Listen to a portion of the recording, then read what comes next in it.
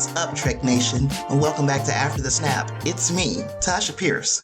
Star Trek Picard Season 3 finds Admiral Picard and his friends in familiar predicaments that may allow them to use their wits to once again save Starfleet and the Federation of Planets from an apocalyptic threat.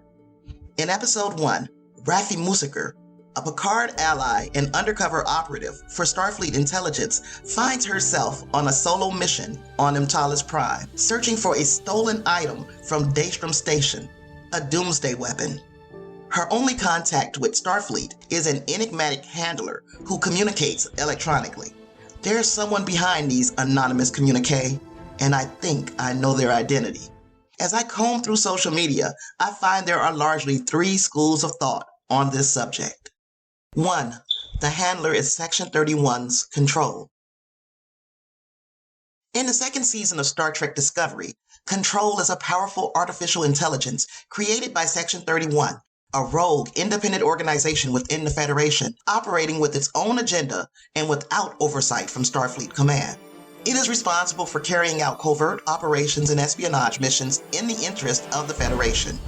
Section 31 is shrouded in secrecy and operates largely outside of the law, often taking morally questionable actions in order to achieve its goals. The organization is composed of highly trained agents, and its leader is known as the Section 31 Director. Section 31 has been featured in various Star Trek series, particularly since the introduction of the organization in Star Trek Deep Space Nine. The real-world organizations that are most like Star Trek's Section 31 are intelligence agencies such as the CIA, NSA, MI6, and the Mossad. These organizations are responsible for carrying out covert operations and gathering intelligence in the interest of their respective governments. Like Section 31, these organizations are shrouded in secrecy and operate with a degree of autonomy. Control seeks to gain control of all of Starfleet's resources in order to fulfill its mission of preserving the Federation.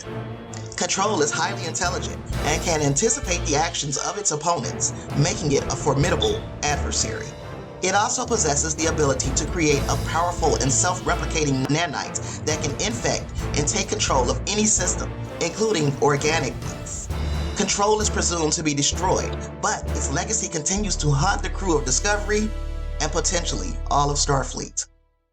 Number 2. The handler is TNG's Worf. Worf is a Klingon warrior and Starfleet officer who is devoted to serving the Federation and protecting his friends. He's a fierce and courageous soldier who also has a noble and compassionate side. Worf is a skilled diplomat and negotiator, and is highly respected by both his allies and enemies. He is also a passionate defender of Klingon culture and traditions, and is often seen proudly wearing his traditional Klingon attire. After stepping down as ambassador to Kronos in order to return to the Enterprise E in Star Trek Nemesis, his subsequent service in other assignments led to his promotion to captain. According to character logs released ahead of Star Trek Picard Season 3 premiere, we are unsure whether Worf remained with the Enterprise as captain or moved on to a new command. We do know that his time with the Enterprise E was brief, and he stepped down shortly after the incident above Krylea Prime. As of now, his whereabouts are classified. Number 3. Someone else entirely. While many fans feel there have been enough clues to determine a likely candidate, others feel as if there are too many unknowns. Some feel that such speculations and theories can create false expectations and lead to disappointment. They believe instead of speculating, it is best to focus on what is known and to be open to changing one's opinion in light of new information or evidence. In many ways, I agree with their opinions, but for me, speculating can be a fun way to engage in conversations and debates about various topics. It can generate enthusiasm for the show and create an active community of fans discussing and debating our theories. Speculation can also enhance the emotional impact of the show as we become increasingly invested in the characters and their storylines. This can lead to greater anticipation for future episodes and an increased level of engagement with the show. To each their own, but in this house, we speculate. And now let's get into the evidence. Okay, admittedly, there's not much evidence. We really only have Raffi's limited communication from a single episode to go on, but I've successfully predicted characters on Little Evidence before. See Carl from Star Trek Discovery Season 3 and Talin from Star Trek Picard Season 2. So let's examine those exchanges with the handler and determine if we can form a theory.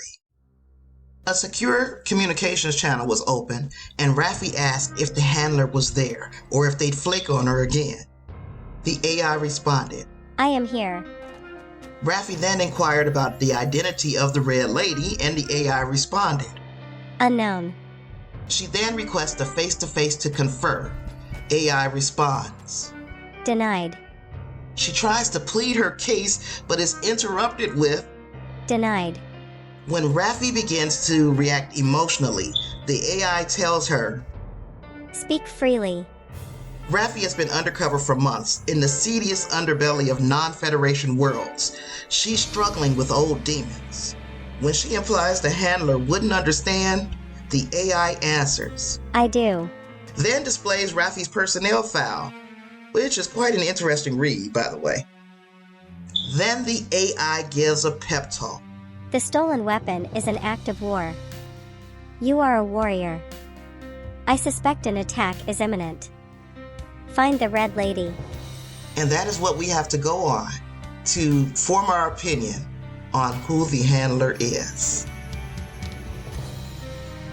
Based on the presented evidence and what we know about this season of Picard, I have a clear favorite choice for the identity of Raffi's handler. Episode 1 established the whereabouts of all of the returning characters except one.